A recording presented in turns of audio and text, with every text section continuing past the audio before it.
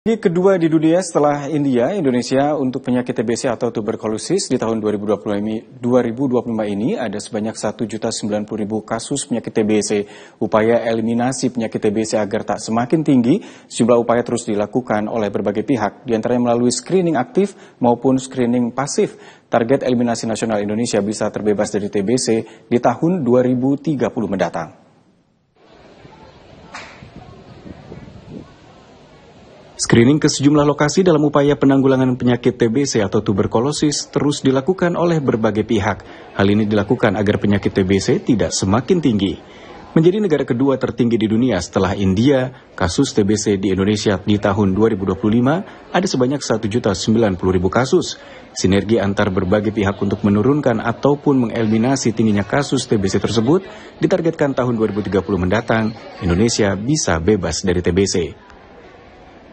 Dalam upaya membantu pemerintah tekan tingginya TBC di masyarakat, IKA UNER Cabang Sidoarjo dengan melibatkan anggotanya sebanyak 100 orang menyasar pondok pesantren di wilayah Buduran Sidoarjo, lakukan screening deteksi penyakit TBC kepada para santri. Dari IKA UNER ingin membantu pemerintah untuk eliminasi TBC. Emang masih tinggi Pak TBC? Ya, lumayan tinggi di Sidoarjo itu.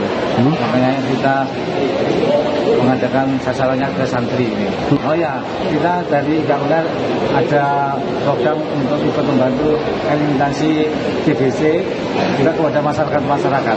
Sasarannya selain pondok mana lagi Pak ini? Ada masyarakat yang di suatu kecamatan itu yang banyak menderita TBC. Berapa yang dilibatkan teman-teman dari penyelenggara sendiri untuk saat ini? Banyak, ada 100-an ya. Kan screening, kemudian ada bagian pemeriksaan, ada bagian lab. Selain ke pondok, pihak penyelenggara acara juga targetkan deteksi screening TBC akan dilakukan ke wilayah lain yang memiliki kepadatan penduduk tinggi, masyarakat yang rentan akan TBC. Indonesia sekarang di peringkat kedua di dunia setelah India. Kemudian Jawa Timur itu di peringkat kedua juga di Indonesia. Kalau di Indonesia perkiraan kasusnya 1.090.000 kasus. Itu tiap tahun? Di tahun 2025 ini. Nah, kita berbagai upaya, ada dengan screening pasif di puskesmas atau di layanan lainnya.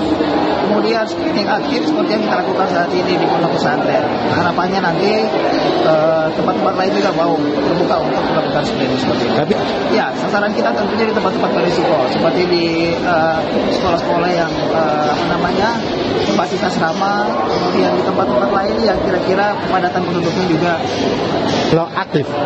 Kalau aktif seperti yang kita lakukan, kita mendatangi tempat-tempat yang diperkirakan ada kasus tingginya. Apa itu prosesnya? Prosesnya ya ini, pertama kita lakukan screening dulu, screening gejala dengan menggunakan aplikasi KTB pakai HP. Kemudian setelah nanti terdeteksi bahwa seseorang itu adalah terduga, dilakukan pengambilan sampel nahak TCM, kemudian dilakukan tes. Nanti prosesnya berdasarkan dari hasil TCM tersebut. Proses screening TBC sendiri dapat dilakukan melalui screening aktif dan juga pasif. Untuk screening pasif dilakukan di puskesmas atau layanan kesehatan yang ada, sementara screening aktif dilakukan dengan mendatangi tempat-tempat yang tengah disasar untuk deteksi TBC. Dengan screening awal melalui aplikasi di handphone, bila seorang terdeteksi akan dilakukan pengambilan sampel dahaknya dan dilakukan tes. Terapi obat anti-TBC akan dilakukan selama 6 bulan bila ditemukan ada seseorang yang terdeteksi penyakit TBC. Hal ini dilakukan agar pasien tersebut bisa pulih kembali dan sehat. Risiko terburuk bila penyakit TBC tak ditangani maksimal, penyakit ini dapat menyebabkan kematian.